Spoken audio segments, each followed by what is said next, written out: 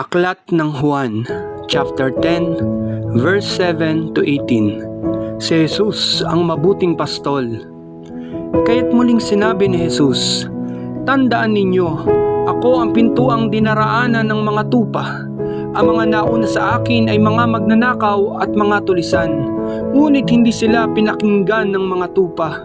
Ako ang pintuan.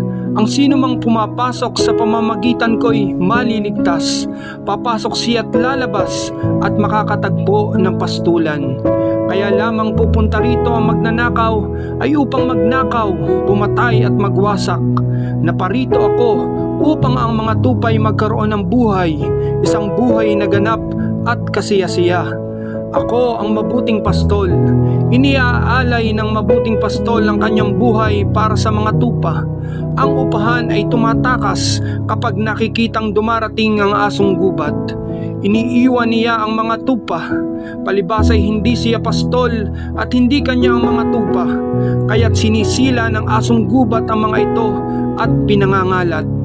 Tumatakas siya, palibas ay upahan lamang at walang malasakit sa mga tupa. Ako ang mabuting pastol. Kung paanong nakikilala ako ng Ama at siya ay nakikilala ko, gayon din naman nakikilala ko ang aking mga tupa at ako na may nakikilala nila. At iniaalay ko ang aking buhay para sa mga tupa.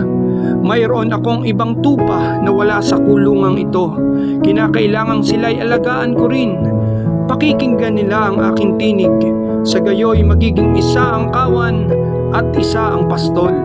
Dahil dito'y minamahal ako ng Ama, sapagkat iniaalay ko ang aking buhay upang ito'y kunin kong muli.